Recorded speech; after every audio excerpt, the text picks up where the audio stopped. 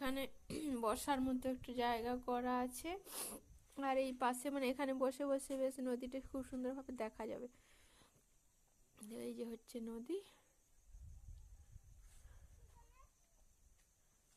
এদিকে রাস্তা।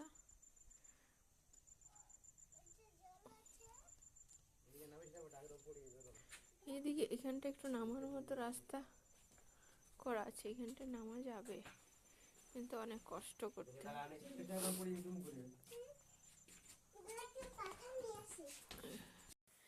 নমস্কার, কেমন আছেন সবাই? আশা করছি আপনারা সকলেই খুব ভালো আছেন।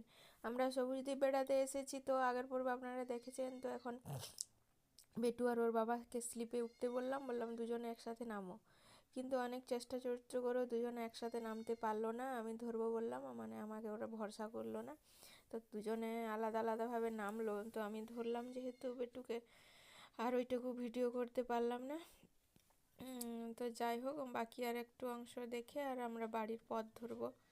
আপনারাও আমাদের সাথে দেখুন। এখানটায় বেড়াতে যদি আসেন মাঝে মধ্যে, মানে বেশ ভালোই লাগবে, পিকনিক করাও যাবে, আর কটেজও আছে, থাকাও যাবে একদিন দুদিন।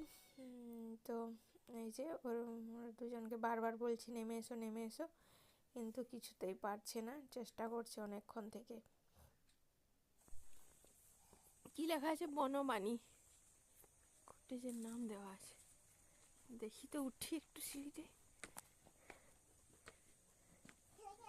মহুয়া, ও মানে একটা করে রুম, আর এদিকটা আলাদা, আবার একটা করে রুম আর একটা করে বাথরুম আছে।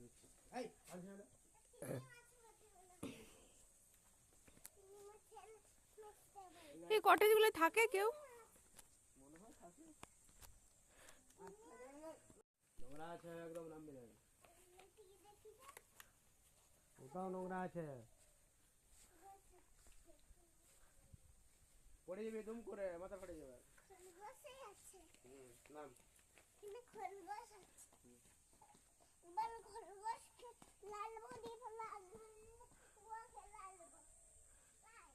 এটা কি গাছ? ওইটা এটা কি গাছ গো?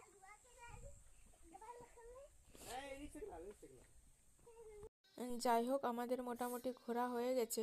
পুরো পার্কটা জুড়ে এরকম চারিদিক থেকে রাস্তা করা আছে, মানে যেদিকে যান আপনারা হারিয়ে যাবার ভয় বা রাস্তা খুঁজে পাবেন না, রাস্তা নেই সেরকম কোনো ব্যাপার নেই, পুরোটাতে এরকম রাস্তা করা আছে। তো আমাদের মোটামুটি ঘোরা হয়ে গেল, এবার বাড়ি চলে যাব।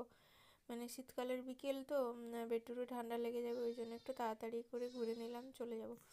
আর ওই পাশটায় আর একটু জায়গা আছে, মানে ওই দিকে আর একটা বিল্ডিং তৈরি হচ্ছে, তো ওটা মনে হয় কিছু বানাবে, তো এইটুকু দেখে নিয়ে আমরা আর বাড়ি চলে যাব।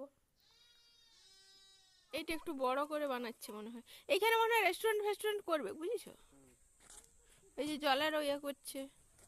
আয় না, হাই আয়।